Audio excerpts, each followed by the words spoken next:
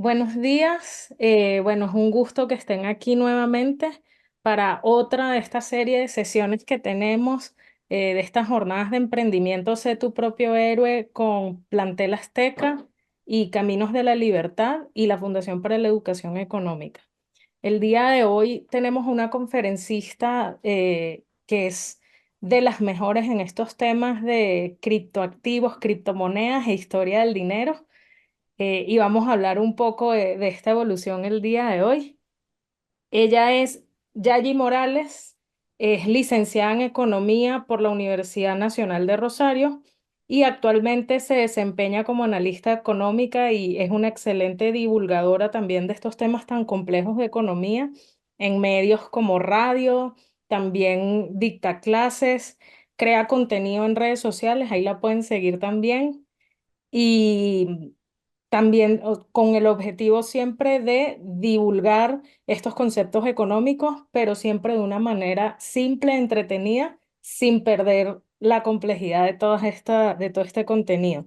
Desde 2015 trabaja en la Fundación Libertad y entre el 2017 y el 2021 fue coordinadora del grupo joven también de esta institución. Entonces, bueno, sin más preámbulos, los dejo con Yayi y espero que esta charla les sea de mucho provecho.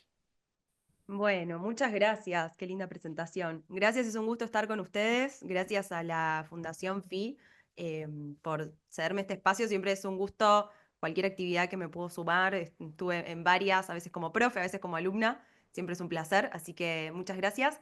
Yo preguntaba si había chat porque me gustaría saber quiénes están del otro lado. Bueno, ahí algunos nombres los veo, otros me dice público general. Entonces, me gustaría saber no sé si en algún momento se puede dejar en el chat nombre, edad, de dónde son, eso me lo cuentan después, pero yo arranco a dar entonces la charla que Yayi, nos si trae. quieres, Sí, solo te dígame. digo, son alumnos de todos nuestros planteles Azteca en México y en Guatemala. Cada público en general son aproximadamente de 25 a 35 salones de Montón de clase gente. conectados. No Sí, esperaba o sea, tanto, qué bien. hay mucho público en la conferencia, aunque se miren que son 1, 2, 3, 4, 5, 6, 7, 8, multiplícalos por 3 Qué por bueno. ¿Y 30. qué edades me encuentro del otro lado? Mira, están en eh, primero de prepa y tercero de secundaria, es decir, más o menos Excelente. entre 15 por ahí. Buenísima la aclaración. Bueno, muchas gracias. Entonces ahora tengo que hacer un saludo mucho más grande, pero son muchos más. Qué alegría. Gracias, Em, Yair. no, por favor, gracias a vos. Yo soy de Argentina, como ya habrán notado quizá en la manera de hablar, así que también sé que pueden comentar y demás. Luego, si quieren hacer cualquier tipo de pregunta, bienvenido. Voy a empezar a contarles un poco acerca de la historia del dinero y qué fue lo que hice la primera vez que me tocó dar esta charla para FI, que me contactaron y me dijeron, Yashi, nos gustaría que des una charla de historia del dinero. Hice lo que cualquier filósofo contemporáneo haría, que fue preguntar en Twitter antes de empezar. Obviamente, esto es a modo de chiste, ¿no? También leí muchos libros, investigué y demás. Es algo que a mí me eh, llevó a preguntarme muchas cosas cuando empecé a estudiar economía, ya hace 10 años que vengo siguiendo este tema. Pero pregunté en Twitter, ¿qué es el dinero? ¿Cómo lo definen? Y así como en chiste es para un trabajo práctico. Y fíjense, tuve algunas respuestas graciosas también. Lo más lindo del mundo me dijo una persona. Ni idea, nunca tuve dinero en mis manos, solo tuve pesos. Hace referencia a un usuario que hablaba de los pesos argentinos. Sabrán la historia de inflación que tenemos en nuestro país, en mi país. Em, y otra persona me decía, un pedazo de papel con el cual gastaste tu tiempo de vida en obtenerlo para intercambiarlo por algo que básicamente lo podés sacar abiertamente de la tierra o el agua. Quizá no muy pro mercado esta visión, pero está interesante la palabra intercambio, que ahora vamos a hablar. Pasando, tuve otras respuestas también. Y hago esta intro porque me parece siempre mucho más entretenida que ir directamente a los libros de texto. Pero tuve otras respuestas que no es casualidad que muchas de ellas tengan en su foto de perfil ojos láser. Ojos láser para los que no saben qué significa, son ojos láser que hacen referencia a que el usuario es bitcoiner. ¿Y por qué les digo esto? Porque generalmente los bitcoiners conocen Bitcoin, esa criptomoneda, una de las más conocidas que hace tantos años está. Generalmente los bitcoiners estudian mucho la historia del dinero. ¿Qué es lo que nos trae hoy acá? Podemos dejar Bitcoin para otra charla porque sería como un taller completamente diferente, Pero fíjense, gente que me decía, una tecnología para resguardar y transferir valor. Otro me decía, una herramienta que permite intercambiar valor pacíficamente. Escuchen estas palabras. Tecnología, valor, herramienta, pacífico. Un medio para comprar tiempo, me decía otro usuario. Un tipo de bien económico. Qué curioso esto, después lo vamos a charlar. Y otra persona me decía, el dinero es aquello con que vas a intercambiar tu trabajo acumulado a cambio del trabajo, de la energía y de los productos de otro. Veamos entonces por qué intercambiamos. Porque está bueno que cuando hablamos de historia del dinero, antes nos preguntemos básicamente cómo surge el intercambio y por qué yo voy y solicito algo de otra persona y uso un dinero en el medio. Bueno, intercambiamos porque buscamos percibir valor, ¿no? Y acá lo que tenemos en pantalla son imágenes de dos pensadores que a lo largo de la historia creyeron que el valor, estamos viendo por un lado Aristóteles y por el otro lado Marx, creyeron que el valor era más bien algo que dependía de que si yo intercambio valor, voy a estar recibiendo el mismo valor a cambio. Si yo doy algo, la otra persona se va a llevar el mismo valor a cambio. Y la teoría económica nos dice a lo largo del tiempo que estaban equivocados. Quizá Marx estaba equivocado en algunas cositas más, pero en términos de la teoría del valor estaban equivocados. ¿Y por qué? Porque con el tiempo nos damos cuenta que el intercambio se produce porque percibimos diferente valor. Yo estoy dispuesto a intercambiar algo por otra cosa que vale más.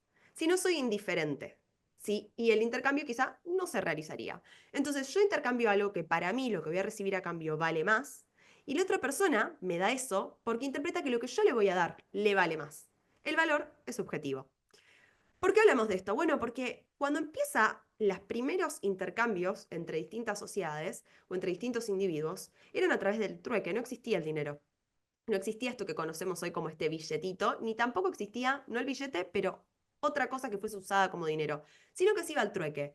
Tenés manzanas, yo tengo pan, ¿te viene bien? ¿Querés a cambio? Listo, intercambiamos. Pero el trueque tiene muchos problemas. Tiene muchos, fundamentalmente dos, que tienen que ver por un lado con la indivisibilidad. ¿De qué se trata esto? Imagínense que yo en lugar de manzanas y pan tengo un jarrón, una vasija. Y entonces, no te puedo dar media vasija, la rompí si hago eso. Entonces, tengo un problema ahí. Si lo que quiero intercambiar vale menos de una vasija y yo tengo una vasija, un jarrón, ¿cómo hago? Y el otro problema es la coincidencia. Si yo tengo un jarrón y quiero, vos que tenés manzanas, pero vos no querés un jarrón. ¿Y ahí cómo hago? Entonces, el troque, como decíamos, este intercambio directo de bienes, si bien se hizo durante mucho tiempo en sociedades más primitivas, tiene muchos problemas. ¿Cómo se soluciona esto? ¿Cómo como sociedades solucionamos esto? A través del intercambio indirecto. Y acá es donde empezamos a hablar de dinero. ¿Qué es el dinero entonces? Bueno, es una mercadería, como nos decía algún usuario antes en Twitter, en X, ahora X. Es una especie de mercadería, es un tipo de bien económico que lo usamos como medio de intercambio general. Medio de intercambio. Quédense con esto en mente. Porque, de nuevo, ¿de qué venimos hablando? Las sociedades intercambian bienes y servicios y pasamos de un intercambio directo de tener que tener en tus manos lo que la otra persona necesitaba al intercambio indirecto. Si yo tengo algo que lo puedo intercambiar por este intermediario, puedo ir luego con este intermediario a comprar otra cosa y no necesito esa coincidencia de gustos, necesidades y demás por, en este caso, por ejemplo, mi jarrón. Si hay preguntas del otro lado y alguien quiere que frene en algún momento, me lo hacen saber. Si no, yo continúo. Lo voy a hacer sencillo, pero rápido, porque hay muchos temas para aprender acá y tenemos una hora. ¿Qué es el dinero entonces? Y ahí, confundido este nene. Si le digo un bien más de la economía. Es un bien más de la economía. Ahora, salvedades. No es cualquier bien. Tiene funciones y tiene características. No es como, acá tengo un mouse en mi mano. No es como este mouse. Y ahora vamos a ver por qué. Es un bien más que se puede usar como medio de intercambio, volvemos a esta idea, y que representa el poder adquisitivo. Esto tiene que ver con cuánto yo puedo comprar de X cantidad de bienes y servicios con el dinero que poseo. ¿Y por qué hablamos que esto de medio de intercambio y que eso lo hace diferenciarse? Y bueno, porque si yo quisiera usar este mouse como medio de intercambio, tengo muchos problemas. Y es que este mouse no cumple, se me ocurrió el mouse porque es lo que tengo a mano, pero podría ser, tengo a mano aquí también una botella de agua y un montón de cosas que podríamos utilizar, no cumplen con ciertas funciones y sobre todo con ciertas características que hacen que el dinero sea dinero. Entonces, hablemos de esto, ¿no? Hablemos de las funciones. En primer lugar, para que algo sea dinero, bueno, tiene que cumplir el rol de medio de intercambio, que esté generalmente aceptado, que yo vaya con un billete y al kiosco pueda decirle un chocolate, le dejo el papel, me voy, me llevo el chocolate y me aceptaron un papel. Ahora nos vamos a poner a charlar de eso. ¿Por qué ese papel tiene valor? Y si yo agarro y a cualquier papel que tuviese aquí en mi escritorio y le escribo $10, no vale. Y ese papel que se imprime por una autoridad monetaria, después lo vamos a charlar, sí tiene valor. ¿Cuál es la diferencia? Bueno, ahora lo vamos a charlar a eso, pero volviendo a este tema, en principio, ese papel, el que imprime algún banco central, es aceptado como medio de intercambio. A su vez, es unidad de cuenta. ¿Qué quiere decir unidad de cuenta? Unidad de cuenta tiene que ver con que yo puedo, a través de eso, hacerlo como si fuese una regla de centímetros. Bueno, medir cuánto vale algo a través de los precios. Ustedes quizá ya habrán estudiado algo de sistema de precios, eso lo podríamos ver también largo y entendido, pero tiene que ver con que algo vale representado en su precio, bueno, quizá la palabra vale ahí también la tendríamos que diferenciar del precio, pero oferta y demanda se encuentran, se determina un precio y eso nos permite usar el dinero con esta función de unidad de cuenta, donde algo me va a decir cuánto tengo que entregar para obtener esa otra cosa. Y por otro lado, reserva de valor. ¿Y qué tiene que ver, con qué tiene que ver esto? Bueno, básicamente con que yo me pueda guardar ese billete en el bolsillo y tengo una especie de garantía, y ahora lo vamos a charlar, pero una especie de garantía de que yo con ese mismo billete, que, por ejemplo, el kiosquero fui, le dejé el billete y me llevé un chocolate, el kiosquero tiene que poder con ese mismo billete o reponer ese chocolate más tener alguna ganancia o ir a comprarse otra cosa, pero tiene que preservar su valor. Porque si yo le doy esa de dinero y no es reserva de valor y está perdiendo su valor en el tiempo, el kiosquero va a tener un problema y quizá no me lo va a aceptar. Y entonces ahí entran en conflicto las otras funciones que un poco se retroalimentan.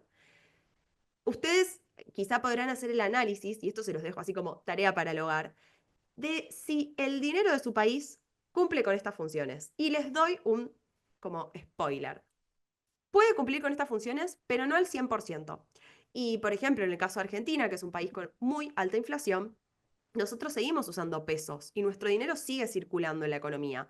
Y sí es medio de intercambio, y sí es unidad de cuenta, y sí es reserva de valor, pero todas las funciones las cumple poco. Es poco reserva de valor, se devalúa mucho ese billete, es poca unidad de cuenta porque en Argentina, por ejemplo, no se puede comprar, poder se puede, pero no existe el precio en algunos mercados en pesos.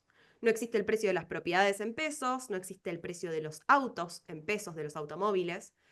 Y muchos mercados, en momentos conflictivos de la Argentina, ni siquiera existía el precio de un par de zapatos en pesos. Existía el precio del par de zapatos en dólares. ¿Por qué? Porque el peso había perdido su función de unidad de cuenta. Y medio de intercambio es cuando directamente no te lo aceptan. Caso más dramático y más extremo que tenemos quizá en el continente, el de Venezuela. Medio de intercambio, pocos quieren el bolívar y entonces ahí ha perdido sus funciones. Entonces, tarea para el hogar, piensen qué tanto, si, del 0 al 100, ¿cuánto creen que cumple el dinero de su país con estas funciones? Y el dinero también tiene características. ¿Y por qué esta botellita de agua, yo les decía, no puede ser dinero? Bueno, porque el dinero tiene que ser durable. Es decir, ¿saben qué gusto iba a decir? Ya porque pensé la palabra. ¿Saben qué me gusta poner como ejemplo a mí cuando hablo de características? Un helado. Un helado jamás podría ser dinero. Y durable. ¿Por qué? Porque se derrite. Entonces, si bien lamentablemente los billetes también a veces podríamos metafóricamente pensar que se derriten en nuestras manos y pierden valor, pero el billete es durable, es un papel que puede circular y no se echa a perder. Es portátil, es fácil de metérmelo en el bolsillo y llevarlo a cualquier lado. Es verificable, yo puedo mirar, cada billete tiene, que si lo pongo contra luz o tiene una banda o una firma o algo, que yo puedo identificar si es un billete falso. Es divisible, existe el billete de $100, pero existe el de 50, pero existe el de 10 y existen las monedas. Y es escaso. Escaso podríamos decir que no crece de los árboles. Ahora, también todas estas características se pueden discutir, sobre todo la de escasez en países con alta inflación, donde lo que sobran son billetes. Caso Argentina, caso Venezuela, caso Argentina que ahora se está un poquito solucionando, pero caso Argentina. Entonces, fíjense la aclaración que puse ahí, no todas estas características se cumplen siempre al 100%, igual que las funciones. No siempre. Esto es una cuestión de grados. De nuevo, les dejo la tarea para el hogar, que piensen en qué grado se cumplen estas características en el billete de su país. Entonces ahora pasamos, sí, a hacer un repaso muy veloz, muy rápido, pero hay mucha información acá, de qué pasó con la historia del dinero, qué es la historia del dinero, por qué estudiamos esto, cuándo empieza. Bueno, y acá nos remontamos a varios, cientos, miles de años atrás, donde el dinero tomaba distintas formas, no como la que conocemos hoy, no el papel billete, no las monedas, sino, fíjense, lo que está más hacia la izquierda son unas herramientas que se utilizaban en China que eran consideradas dinero y cumplían con estas funciones y características, pero también a lo largo del tiempo se usó la sal, se usó el té, se usó el tabaco, se usó el ganado. Todas estas cosas se usaron como dinero en algún momento de la historia, hace varios cientos de años atrás. Pero estas cosas también tenían alguna complejidad que entonces, como sociedades, le fuimos encontrando valor a los metales. Metales como la plata, metales como el oro, que empezaron a ser utilizados también como dinero, no así como el lingote, aunque en algunos casos sí, pero fíjense, ya ahí la plata está en las moneditas. Literalmente, ahora quizá me estoy spoileando algunas cosas que vienen después, pero literalmente hubo una época donde el dinero estaba respaldado en esto. Lo que conocíamos como dinero era un monto en gramos de X cantidad de oro, por ejemplo. Entonces hubo un tiempo donde el dinero era esto que ven en pantalla, metales preciosos. Spoiler, esto no pasa en la actualidad. Y a mí me ha sucedido en muchas charlas que di historia del dinero, encontrarme con gente que del otro lado me dice, ¿cómo? Pero si yo pudiera entrar a la Reserva Federal de los Estados Unidos, ¿qué es eso? Eso es el Banco Central de Estados Unidos, es el Banco Supremo de Estados Unidos. Si yo puedo entrar ahí, ¿no voy a encontrar todo el oro que respalda a los dólares que están en el mundo? Y la respuesta es no. Eso ya no existe más. Existió en un momento. Y ahora les voy a contar qué pasó. Esto es la historia del dinero. Fíjense, después pasamos a estos papeles moneda, que es como los conocemos hoy, el billete, pero un papel moneda que tenía una característica particular, y es que el papel tenía un cierto peso, ahí como refleja la balanza, el papel estaba de algún modo respaldado en una cantidad de metálico. ¿De qué época estamos hablando? Estamos hablando entre 1815 y 1914. 1914, año donde alguno ya habrá estudiado que el mundo entró en conflicto y empieza el periodo de Primera Guerra Mundial y luego lo demás es historia. Pero en este periodo, que se conoce como la Edad de Oro, tuvimos lo que se llama el patrón oro clásico. Porque después tuvimos otros patrón oro, pero no son este. Tuvimos el patrón oro, donde, ¿qué pasaba? Bueno, cada uno de estos billetes, cada divisa, cada uno de estos que ustedes conocen de cada economía, tenía una cierta denominación y un peso en oro. ¿Qué quiere decir esto? No es casual que la libra se llame libra. Es porque significaba cuánto pesaba en oro ese billete. O sea, si vos ibas a la autoridad monetaria que te correspondía, a la Fed, recién les mencionaba, la Reserva Federal de Estados Unidos, vos podías entregar ese billete y te podías llevar el oro que correspondía a ese billete. Esto en ese periodo, ¿no? 1815-1914. Y el oro no es que fue elegido, porque imagínense que los billetes sí son emitidos por los gobiernos, que lo digo así, y alguno me podrá decir, en realidad no, porque el billete lo emite el Banco Central, que es este banco que les decía como máximo de todos, pero que debería tener una independencia del gobierno, del presidente o del Ministerio de Economía, deberían ser separados, pero no deja de ser algo que es emitido por los gobiernos. Entonces, sí, por los bancos centrales, pero por los gobiernos. ¿Y por qué les digo esto? Bueno, porque no es que un gobierno un día se levantó y dijo, voy a elegir el oro como referencia para mi moneda. Eso es algo que no pasó arbitrariamente, sino que fue el mercado el que lo seleccionó en este proceso que yo les mostraba acá, de ir pasando de ciertos bienes que eran utilizados como dinero a luego el metálico.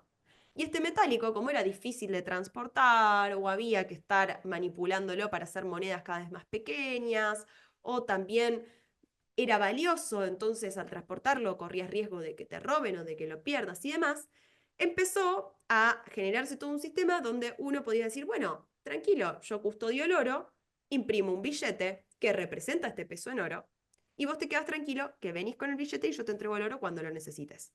Así se manejaba en este momento el dinero y fue un periodo donde esa balanza, recuérdenla, porque es muy importante esto, ¿no? El billete tenía su respaldo en este metálico y lo podíamos ir a reclamar. Ahora, no sé si conocen a esta persona que está en pantalla, es un meme muy conocido en la Argentina porque es uno de los expresidentes que en un momento, Mauricio Macri se llama, y en un momento dijo, veníamos bien, pero pasaron cosas. Él hace referencia acá en un momento concreto de su gobierno que no nos trae aquí al día de hoy, si quieren después se los comento como anécdota, pero la frase quedó en la historia argentina. Veníamos bien, pero pasaron cosas. ¿Y por qué les digo esto? Bueno, porque veníamos bien, pero pasaron cosas. ¿Y qué es lo que estamos viendo acá? En pantalla estamos viendo imágenes terroríficas que quizá hayan podido ver algo similar en la economía venezolana, muy lamentablemente. Los invito a que cuando termine esta charla entren en el buscador, entren en Google o en algún lado y busquen artesanías con billetes de Venezuela. ¿Y esto qué pasa? Esto que estamos viendo acá es la existencia de muchísimo dinero, tanto dinero que ya no vale nada.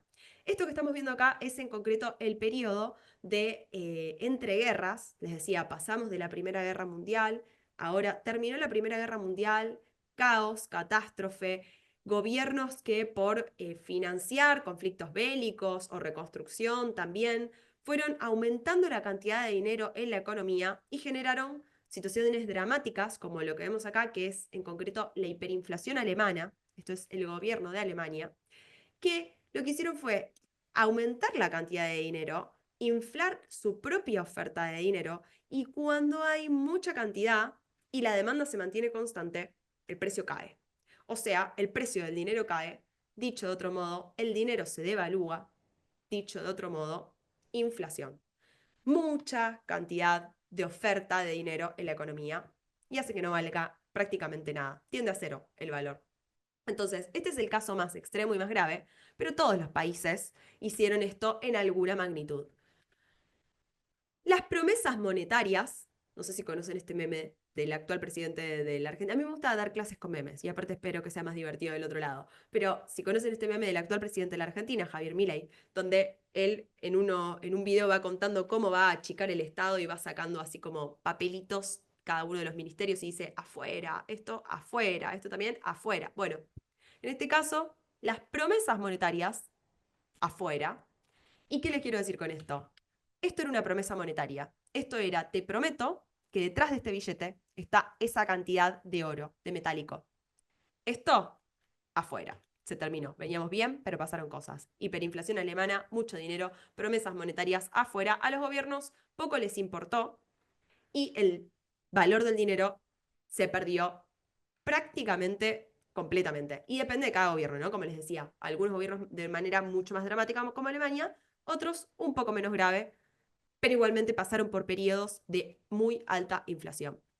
Llegamos a 1945 y de 1945 a 1968 tenemos un periodo que lo podemos considerar, y lo escribí así, como un paréntesis. Ese paréntesis que dice Bretton Woods no es casualidad, está puesto a propósito. ¿Por qué? Porque yo quiero que se imaginen el periodo de Bretton Woods como un paréntesis en la historia donde se intentó reconstruir ese patrón oro inicial, ese patrón oro que yo les decía clásico, donde los billetes tenían una cierta denominación en oro y uno podía ir a reclamar esa cantidad de metálico a la autoridad monetaria.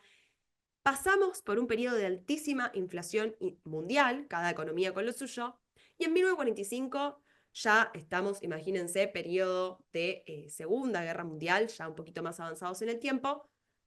Los países se sentaron y dijeron, acá algo tenemos que hacer, no podemos seguir de esta manera, tenemos que volver al patrón oro anterior, pero pasaron cosas una vez más, y por eso digo que Bretton Woods fue un paréntesis, porque en 1971 finalmente si bien se intentó, quiero volver acá un segundito antes de spoilearme. Acá se había intentado retomar ese patrón oro inicial, pero algunas cosas no se hicieron del todo exactas. Como por ejemplo que los particulares, cualquiera de nosotros, no está autorizado, en el caso de Estados Unidos, en el caso de la Fed, a ir a em, entregar el billete en el Banco Central, en la Fed en este caso, en la autoridad monetaria, y pedirle el oro a cambio. Eso solo lo podían hacer ciertos bancos comerciales o ciertos gobiernos, pero no lo podía hacer el individuo. Entonces podemos preguntarnos si en realidad ese oro estaba ahí. Pero bueno, esto generó mucha, imagínense, mucha incertidumbre, mucha preocupación. No era como el oro clásico, el patrón oro clásico que existió en su momento, sino que tenía muchas salvedades y muchos como peros este patrón oro. Por eso digo que Bretton Woods fue un paréntesis donde finalmente en 1971 se rompe completamente con la convertibilidad entre el dólar y el oro. ¿Qué es esa convertibilidad? Bueno, un dólar vale X oro. Ese X, después vemos cuánto, se rompe completamente. Se nos rompe esa balanza que les mostré hace un rato. No existe más y por primera vez en la historia pasamos a tener en el mundo una moneda totalmente fiduciaria, que es el dólar. Ahora les voy a contar de qué se trata esto, pero las demás economías acompañaron. Y esto pasó en todas partes del mundo hasta llegar a la actualidad, donde la foto que tenemos hoy es bastante similar a lo que se empezó a construir con respecto a la historia del dinero en 1971. Las cosas, tantos años después, no están tan distintas. ¿Y qué quiere decir esto? Bueno, que por primera vez en la historia, el dólar no tenía respaldo en oro. El papel, ese $10, valía, alguno me dirá, porque había confianza en el gobierno de Estados Unidos, por costumbre, por comodidad, por expectativas, por muchos motivos uno puede decir, pero no vale porque detrás haya algo que lo respalde. No vale por eso, porque se rompe completamente con ese respaldo. No hay oro detrás de cada dólar. Entonces, pasamos a tener monedas completamente fiduciarias, que ¿qué quiere decir? Bueno, que dependen de la confianza del pueblo en su gobierno. Y también, obviamente, en lo que haga ese gobierno con su política monetaria. En este caso estamos hablando del dólar de Estados Unidos. Caos. No hay respaldo. Y esto trajo muchos problemas y muchas preocupaciones. Y también el meme hace referencia a la cantidad de veces que me ha pasado, como les decía hace un rato, que cuento esto y me encuentro con una audiencia que me dice, ¿cómo que no hay respaldo? Pero si yo voy, ¿en serio no hay oro ahí? Si voy a la Fed, ¿no hay oro? Bueno, sí, hay oro de las reservas, pero no hay oro para respaldar esos dólares. No hay oro para respaldar la moneda de cada uno de nuestros países. El peso argentino no está respaldado ni en dólares ni en oro. Y eso pasa con cualquier moneda de cualquiera de nuestras economías. ¿Qué pasó con esto? Bueno, entramos en periodos altamente inflacionarios. Y acá yo lo que pongo inflación, que decirte que no sepas ya, es porque muchas veces esta charla la doy para Argentina. Y qué decirles a los argentinos que no sepan sobre inflación. Es como darle una charla a los argentinos sobre inflación, es como darle una charla a Messi sobre fútbol. Me imagino que lo mismo será para los venezolanos. ¿Qué le puedo enseñar yo a un argentino sobre inflación? Está bien, soy argentina también, pero vivimos con este fenómeno y casi que desde que somos muy chiquitos nos damos cuenta cómo manejarse con el dinero en contextos de inflación, aunque no sepamos cómo funciona la economía. Un nene de 5 años, más o menos en Argentina, sabe que tiene que ir al kiosco a comprarse el chocolate hoy y no el mes que viene porque se compra menos chocolate. Entonces, ¿qué decirles que no sepan ya? No sé, dependerá acá del caso de cada país, quizá no son tan dramáticos como en Argentina, pero todas las economías tienen inflación y ahora les voy a mostrar algunos gráficos que parece que creemos que la inflación no es tal y sin embargo existe y nos hace perder nuestro valor del dinero en el tiempo. Pero les quiero dejar algunas cosas importantes que me parece que está bueno que tengamos siempre presentes. Cualquier libro de economía les va a decir que la inflación es el aumento sostenido y generalizado de precios. ¿Qué quiere decir esto? Que los precios van a aumentar de manera general en la economía. No solo aumenta un precio, sino que aumentan todos los precios y aumentan de manera constante. Pasa el tiempo y los precios siguen subiendo. Sube el nivel general de precios siempre o por un buen tiempo. Esta es la definición correcta que no falla, que la pueden ver en cualquier manual de economía. Y si la responden en un examen o algún profesor se las dicta, no está mal, es correcto, pero no me gusta. Y les voy a contar por qué. Esta definición lo que hace es hacernos pensar que el problema de la inflación está en los precios. Que el problema de la inflación es que los precios suben. Si la inflación es el aumento sostenido y generalizado de precios, entonces si yo logro que los precios no aumenten, controlé la inflación. Y ahí tengo un problema, porque si esa es mi conclusión, lo que controla la inflación son los controles de precios. Y eso en la historia se ha probado que ha traído muchos más problemas que beneficios. Los controles de precios no solo no controlan la inflación, sino que traen un montón de conflictos en la economía que lo dejamos para otra charla. Entonces yo les propongo otra definición, que si bien es cierto que la inflación genera un aumento sostenido y generalizado de precios, la inflación genera eso. Es decir, el aumento de los precios es una consecuencia, pero no es una causa. Con lo cual, lo que me gusta ver como definición de la inflación es algo que nos posiciona más desde la causa, que es la pérdida de poder adquisitivo de la moneda. ¿Qué quiere decir esto? Que la moneda pierde valor. ¿Y por qué pierde valor la moneda? Porque el precio de la moneda va a ser menor y porque va a haber más moneda en la economía. Imagínense, si en una economía hay una manzana y todos nosotros queremos esa manzana, ¿cuánto vale esa manzana? Muchísimo. Es valiosísima, todos la queremos. Entonces el precio de esa manzana va a ser muy alto. Ahora, imagínense que nosotros somos 100 personas y hay 100 manzanas. Bueno, ya hay una por persona. Quizá no vale tanto. Ahora, si somos 100 personas y hay 50 manzanas, se vuelve un poco más escasa la manzana. Y si hay 2 manzanas, ni les cuento, nos vamos a estar peleando por quién puede pagar más por esa manzana. Lo mismo pasa con el dinero.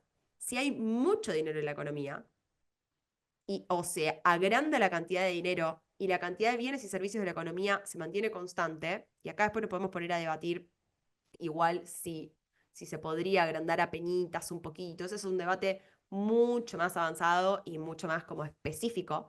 Pero hablando en términos generales, si se aumenta la cantidad de dinero y la cantidad de bienes y servicios es la misma, el dinero pierde valor y genera esto que estamos hablando, que es la inflación. Como consecuencia, suben los precios, pero no como causa. Consecuencias de la inflación, además del aumento de precios, ¿no? Y acá seguimos hablando de la historia del dinero, ¿por qué? Y porque les dije que desde 1971, lamentablemente, tenemos que concentrarnos muchos en esto, mucho en la inflación. Pérdida del poder adquisitivo, que ya lo hablamos, perjudica más a quienes menos dinero tienen. ¿Por qué?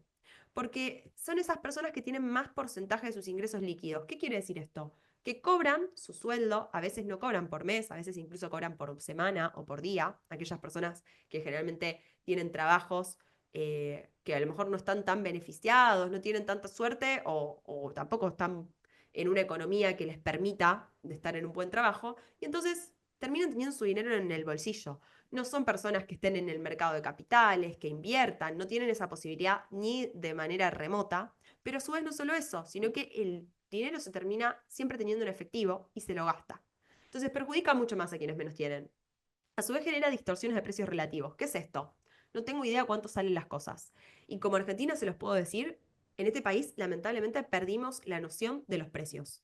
Ustedes me preguntan cuánto vale esta botella de agua acá y yo no les sé responder muy bien.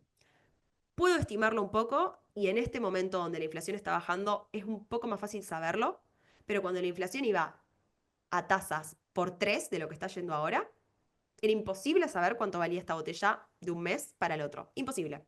Y mucho menos precios relativos tiene que ver con cuántas botellas de agua compro con, por ejemplo, del otro lado, otro bien. No sé si ahí están queriendo hablar porque veo como un recuadrito verde, pero no estoy escuchando nada. Cualquier cosa me dicen. En relación a otros bienes. ¿Cuánto vale una botella de agua en relación a un café? ¿Más barata o más cara? No tengo idea.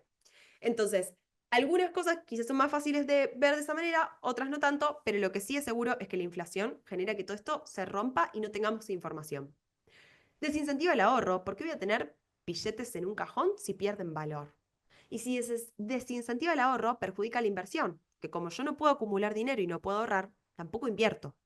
Gasto, me voy todo a consumo. Reduce la productividad porque se están tirando un montón de recursos por asignación ineficiente, no sé cuánto valen las cosas, pago cualquier cosa, para el productor lo mismo, no sé qué precio poner, y a su vez aumenta el costo de oportunidad de tener dinero en efectivo. Esto quiere decir, pierdo mucho si tengo dinero en un bolsillo, entonces me lo saco de encima. Crea ilusión de riqueza la inflación, porque va a subir todo menos el poder adquisitivo, va a subir todo menos tu salario. Y cuando tu salario suba, quizá pensás que estás ganando más. Pero si vos ganabas 100 y ahora ganas 120, vos decís que bueno, gano más. Pero si vos antes gastabas 80 y ahora gastás 140, tenés un problema. Y por último, lamentablemente también aumentan la tensión y los conflictos sociales, ni hablar que genera pobreza. ¿Todos pierden en un contexto inflacionario o no? Dejo ahí la pregunta abierta para que luego discutan. Y ya llegando al final casi de la clase de hoy, les quiero dejar algunos datos de qué es lo que ha pasado en la historia del dinero con monedas, como les contaba, a partir de 1971, tan grave el haber soltado absolutamente el patrón oro, pero quiero que vean cómo monedas tan conocidas mundialmente y tan fuertes, las monedas más grandes, más fuertes del mundo, también tienen inflación y también se pierde poder adquisitivo. Fíjense que acá estamos viendo la foto del dólar. Y esto, lo que vemos, ese dólar que va faltando, es el valor que se comió la inflación. Eso es cuántas cosas menos yo puedo comprar con el mismo billete. En 1913, si yo tenía $1, es como si lo guardaba, en 2018 tendría 4 centésimos de dólar. Fíjense lo que ha hecho la inflación en el tiempo. Y les cuento un caso más, quizá más reciente para el que lo puedan imaginar. Si ustedes hace 10 años guardaban $10.000 en un cajón, porque decían, bueno, o sus papás, pude ahorrar un montón de dinero y lo voy a guardar pensando en el día de mañana comprarle a mi hijo algo con esto, y guardaban $10.000 hace 10 años, hoy en realidad tienen más o menos $7.500. ¿Qué quiere decir esto? ¿Que ahora van a entrar a ese cajón y van a ver $7.500? No, van a seguir estando los 10.000. Y por eso es la ilusión de riqueza también que hablábamos recién. Van a seguir estando los 10.000 y uno se podría poner contento. Qué bueno que antes ahorré eso. Pero es como si hoy pudieras comprar en el mercado cosas por 7.500. Y vos decís, ¿cómo? Pero si yo ahorré 10.000, ¿por qué solo me alcanza para comprar por 7.500? Por la inflación. Porque el billete vale menos. Todo lo otro vale más. Y el billete cada vez vale menos. Entonces, esto es lo que pasó con el dólar, esto es lo que pasó con el euro. Fíjense, una moneda relativamente reciente, empieza en principios de los 2000, el euro, y cómo ha perdido poder en el tiempo. En 20 años perdió el 20% del poder adquisitivo. 20% es un montón. El peso, que no puede faltar, una inflación del 10.000% en 20 años. 10.000%, chicos, es una barbaridad. Y esto le va a pasar porque tiene que ver más con Argentina. Entonces, ¿qué es lo que pasa?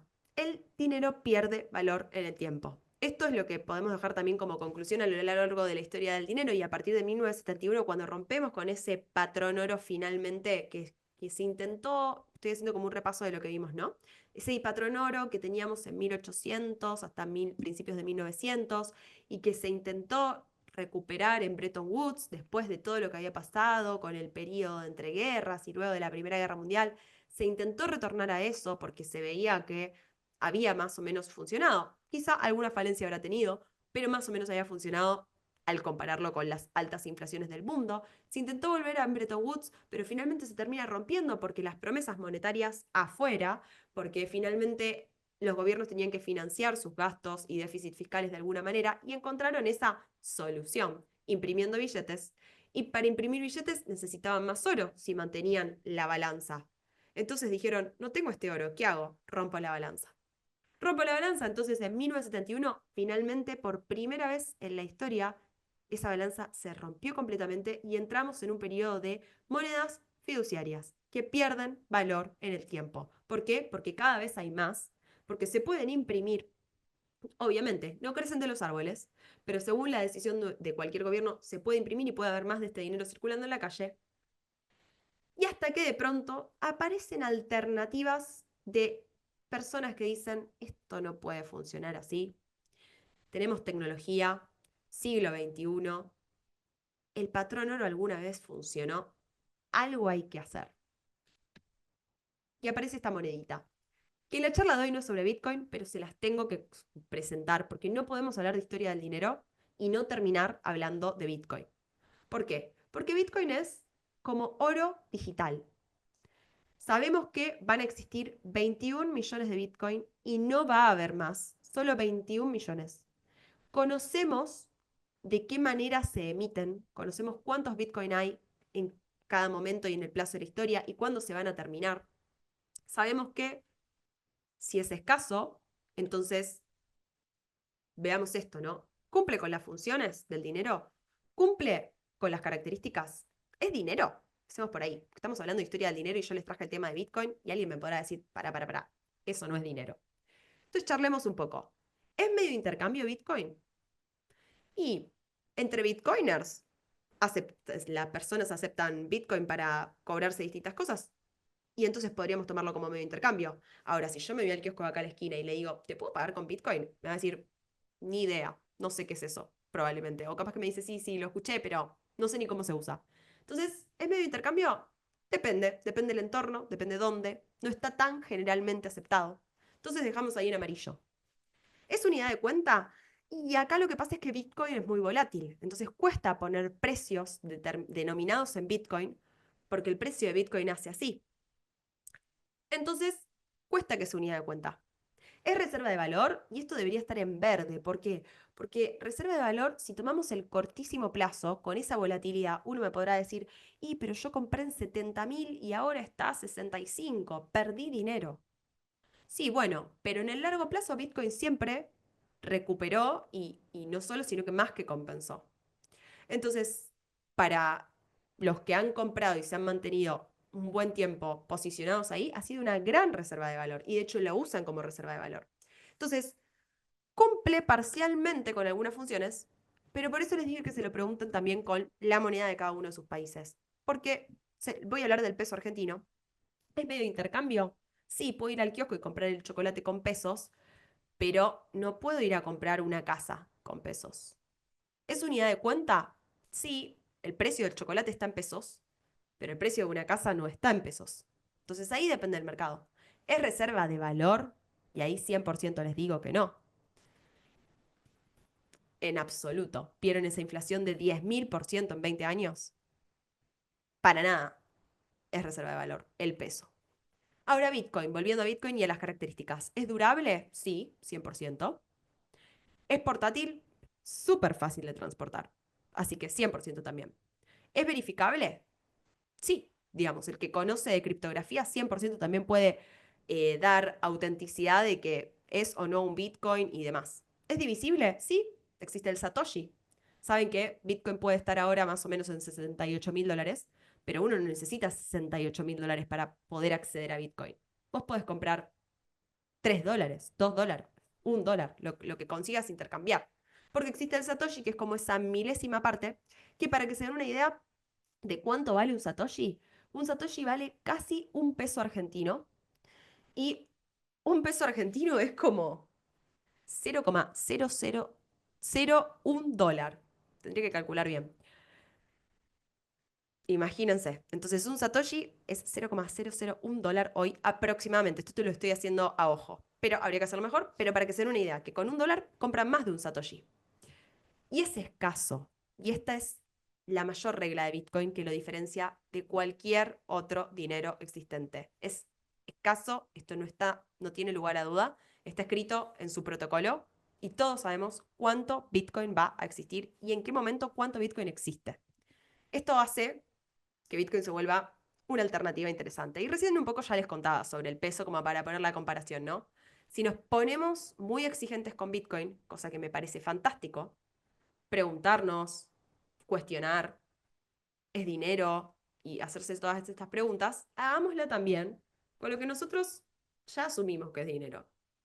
¿Por qué esos pesos, que esos que están billetes ahí son de Argentina? ¿Por qué asumo que son dinero? Si medio de intercambio de unidad de cuenta está flojo, reserva de valor y escaso es absolutamente inexistente, ¿qué es más dinero que lo otro? Dejo la pregunta ahí.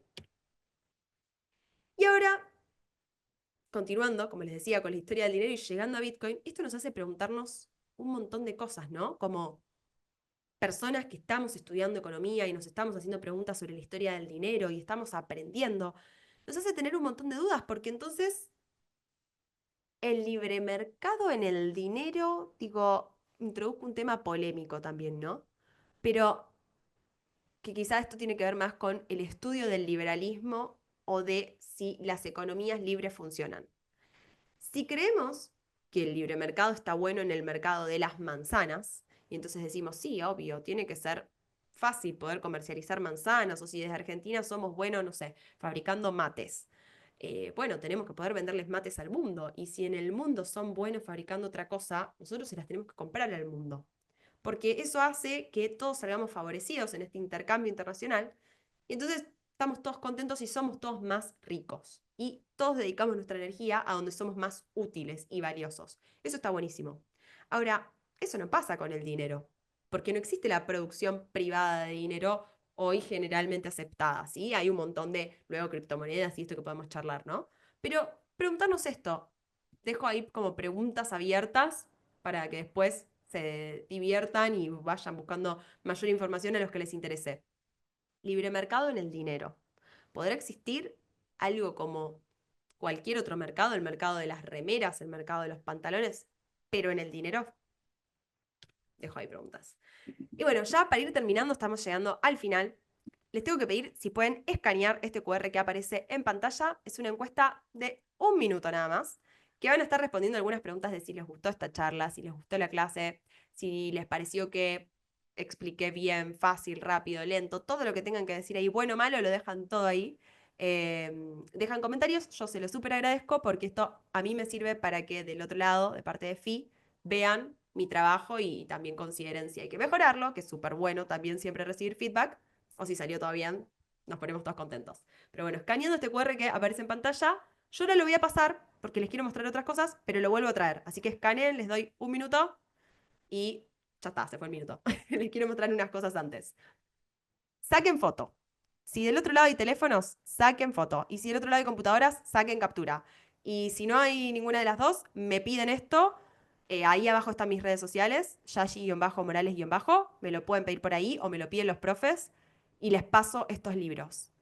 Recomendaciones, si les gustó la charla de hoy. Primero, Dior. ¿Qué significa Dior? ¿Qué es esta sigla? Do your own research. ¿Qué? En español, haz tu propia investigación. ¿Qué quiere decir esto? No me crean, chicos. Nada de lo que les dije hoy me lo tienen por qué creer. De verdad. Y con el perdón de los profes, a mí siempre me gusta decir esto, pero no le crean a los profes. No tienen por qué creer. Tienen por qué, lo que tienen que hacer es alimentar la curiosidad y ponerse a investigar. Y está buenísimo para cualquier profe tener alumnos que les hagan preguntas que nos dejen pensando y que todos vayamos a estas bibliotecas y sigamos aprendiendo. Entonces yo acá lo que voy a hacer es dejarles libros que a mí me sirvieron un montón para aprender de economía, súper fácil.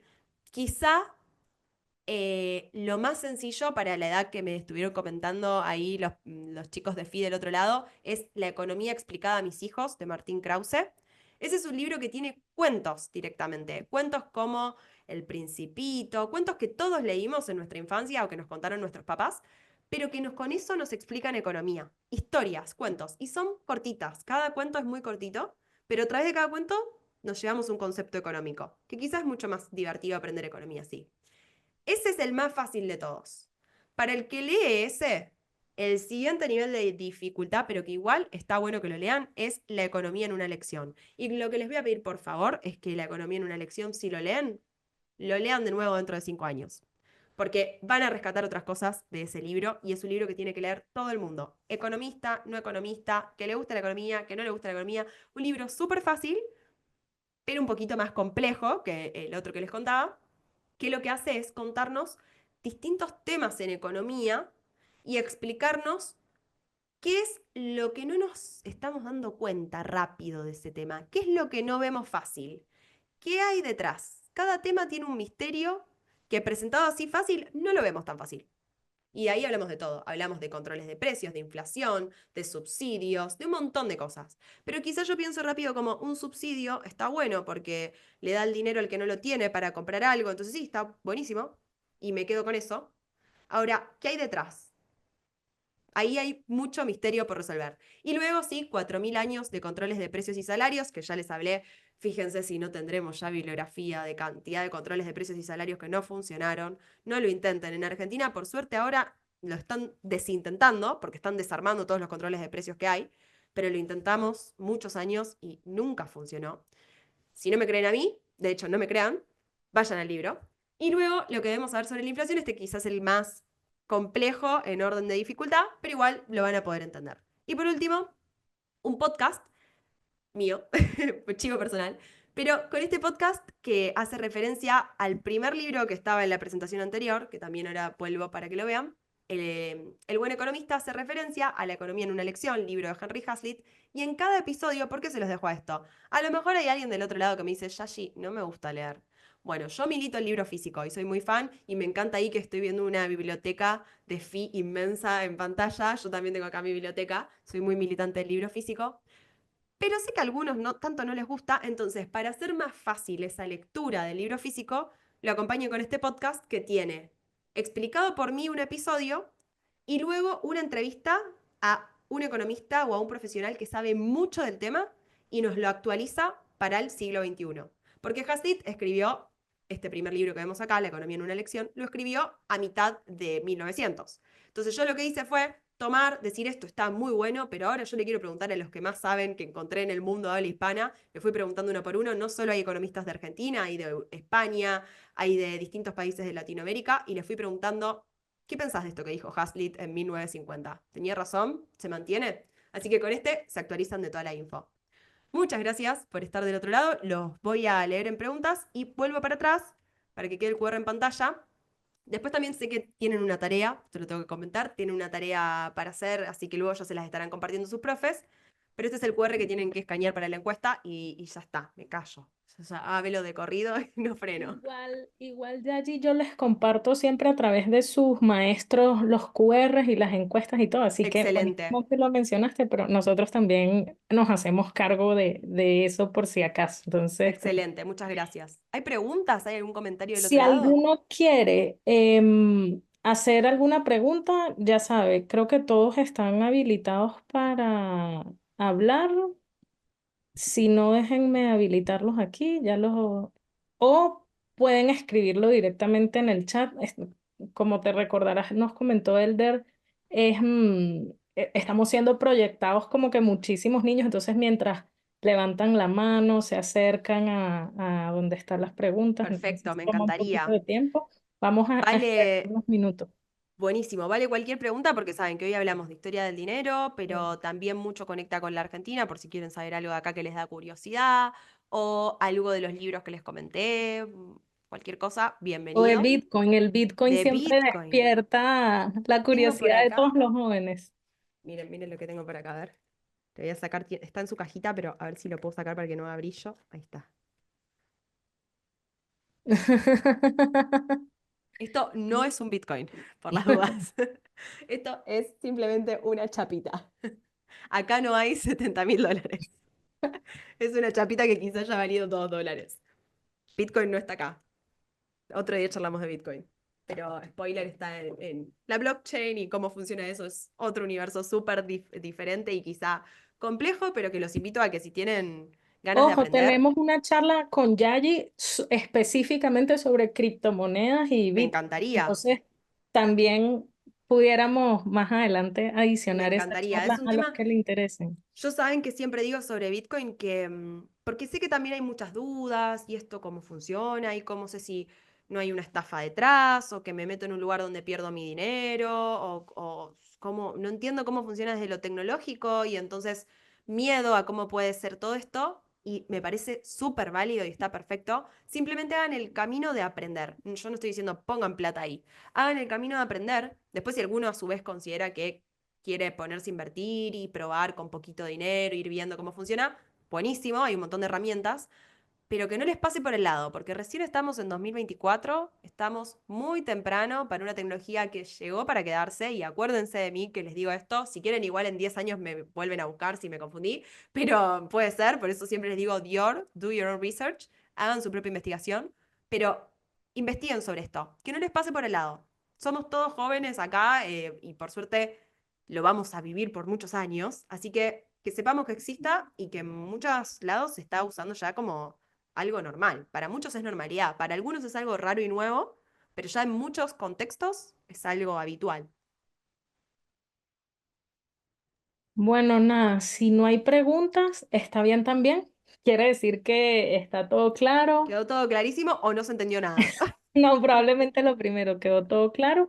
Igual yo dejo tu correo, igual también ellos te pueden contactar tus redes sociales, pero siempre dejo tu correo en la tarea Obvio. por si alguno Perfecto. te quiere escribir individualmente, lo puede hacer también. Te agradecemos muchísimo, Yayi, por habernos acompañado el día de hoy. Estuvo espectacular la charla, estoy segura que va a ser de mucho provecho y además te comento que esta charla la van a ver cientos de estudiantes también en diferido, los que no se ¡Qué pudieron conectar emoción! en vivo. O sea, estamos hablando de más de 1000 estudiantes.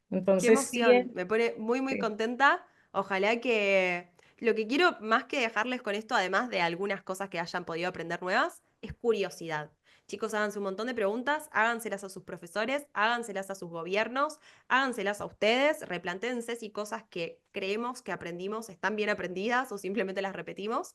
Y estudien, estudien, aprendan. Si se despertaron ahí algunos bichitos de curiosidad, yo me voy muy contenta. Y si a su vez se divirtieron, mejor. Siempre los memes suman, suman a... Buenísimo.